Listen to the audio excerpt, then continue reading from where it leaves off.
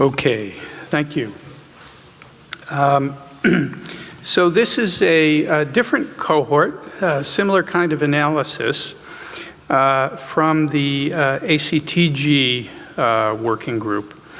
And the introduction is essentially the same as with the prior presentation, that we really don't have a lot of information about long-term follow-up and neurocognitive function. We do know about concurrent predictors or concurrent variables associated with neurocognitive impairment, but identifying predictors gives us some additional handle on potentially intervening to improve long-term neurocognitive trajectories. So this analysis was focused on identifying risk factors for poor neurocognitive outcomes, and the cross-sectional data from this study have been previously presented and published. So what I'll be presenting today is a new longitudinal analysis. For those not familiar with the ALERT study, ALERT stands for ACTG Longitudinal Linked Randomized Trials. So the ALERT is essentially a meta-study. It takes people who are entering antiretroviral treatment trials within the ACTG, and there are a variety of those. And after they finish the parent trial, they're offered participants are offered the opportunity to participate in long-term follow-up in the context of ALERT. ALERT has a number of aims that include things all the way from virology to women's health, and of course today we're focusing on neurocognitive function. So this is a prospective observational cohort. In the data I'll present to you today, there were 1,600 individuals, all of them with HIV infection, and all were antiretroviral naive prior to their parent study entry. To give you a sense of timeline here, so people would enter the parent study over on the left here. They would be treated for 16 or more weeks with their parent study regimen, and then they would roll over into the ALERT study. The risk factors were identified during the time of the parent study, and then the follow-up that occurred, and that ranged from 2 to 9 years, was annual brief screening neuropsychological testing, all the way up to 9 years. The neuropsych battery in the ALERT protocol is brief, includes the trail making test parts A and B and the digit symbol tests, so tests that are focused on looking at speed of information processing and executive function. The study did later on add the HVLT. I won't be presenting those data today because they're the subject of a separate analysis, and the number of individuals who had those tests is substantially smaller. In any case, the 3 test scores were summarized in a mean Z-score, and an individual was rated as impaired if they performed at or below 2 standard deviations below expected performance on at least one test, or 1 or more standard deviations on 2 of the tests. And the analysis, the longitudinal analysis used a multivariable repeated measures regression approach, first to identify factors in univariate analysis that were associated with decline in neurocognitive function, and then combined into multivariate models.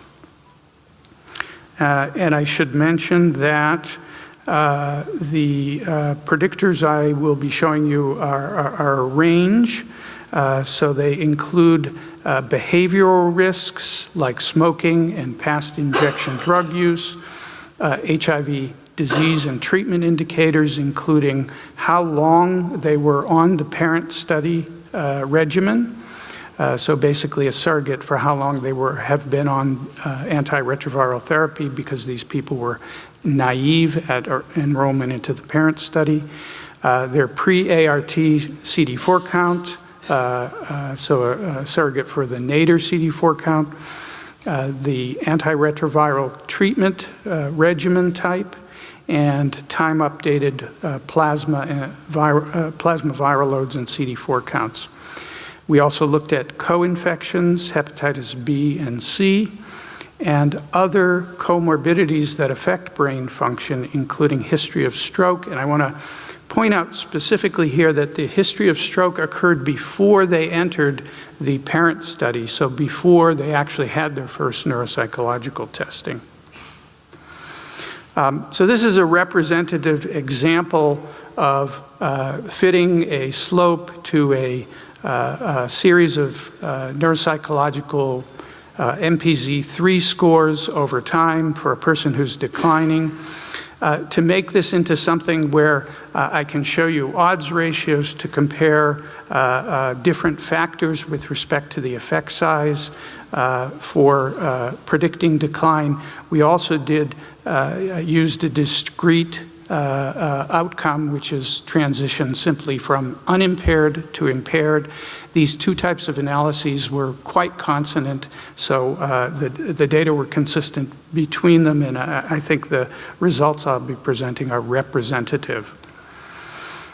Just a little bit about the characteristics of the participants. So a little bit younger than in the prior study, average of 39, again, mostly male.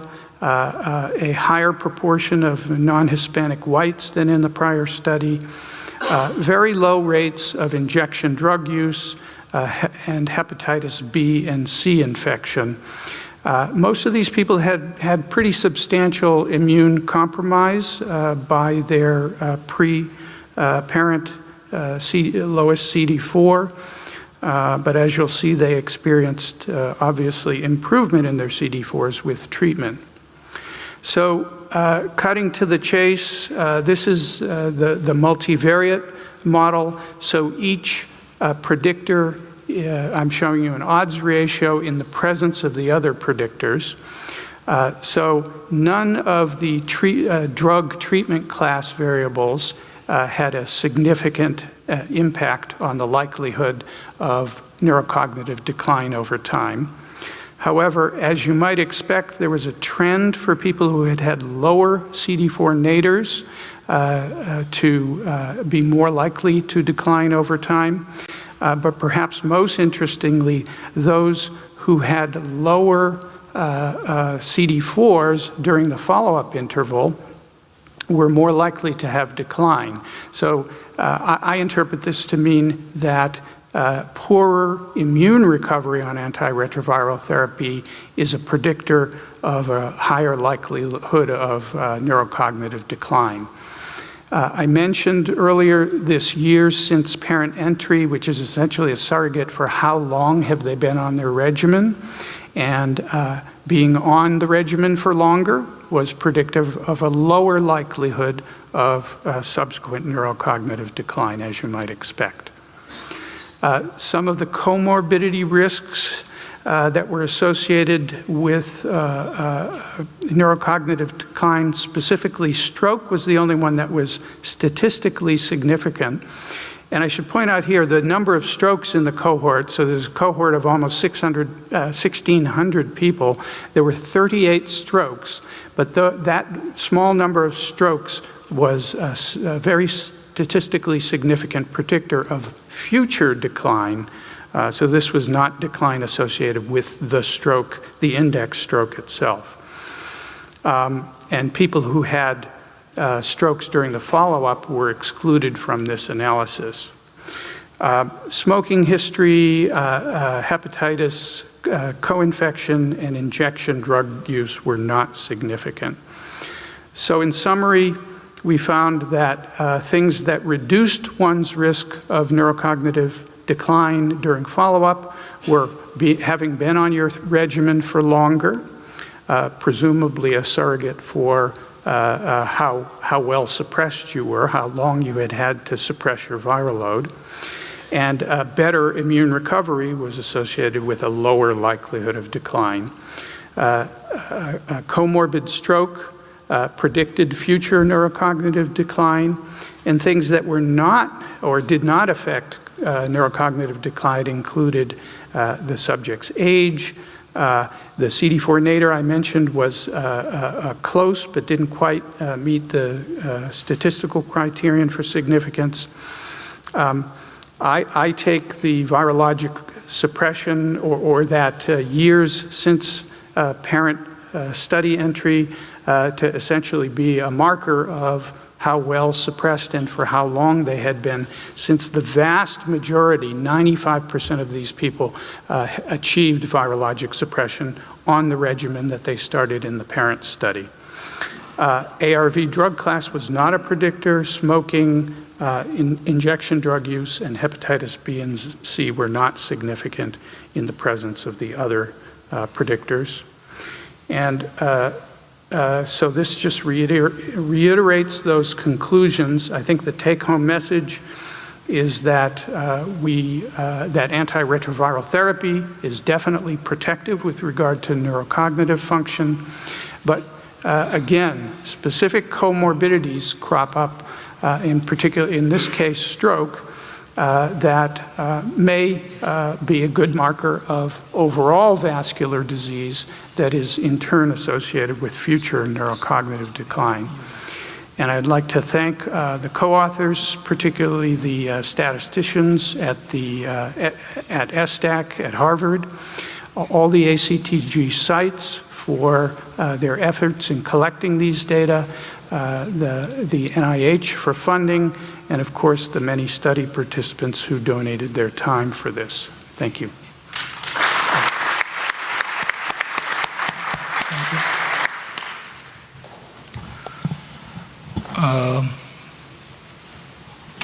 Ron, I have a quick question over here. In the Charter study, you specifically mentioned methamphetamine use as a risk factor for neurocognitive decline. Were you able to look at that risk factor in this group too? Unfortunately, no. The study wasn't designed to capture that information. And if it wasn't clear, the Charter study actually characterized substance use disorders in a quite rigorous way using a standardized interview according to DSM criteria. So it wasn't simply, I used methamphetamine once or twice. Please, other speakers, join us in just the a very quick comment, Ron. I hope you won't, and the Charter group won't take that offensively, but when I write papers and when I present data, I really try to give an international interpretation to the data. There has been international longitudinal studies in Italy, in Australia. I mean, I can't remember all of them, but there has been, and the one we did with Bob in China. I think it's always important to compare the result of a longitudinal study like this across location, because some of the findings you have here actually are confirmatory of what has been found in the past, and I just think it's important to cite the literature that way. Point well taken. I think you're absolutely right. Just a quick question.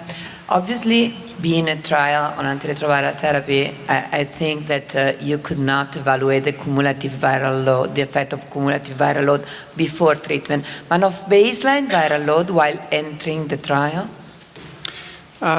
In neither of these studies was the baseline, the initial viral load, a predictor of future neurocognitive decline. Okay, thanks.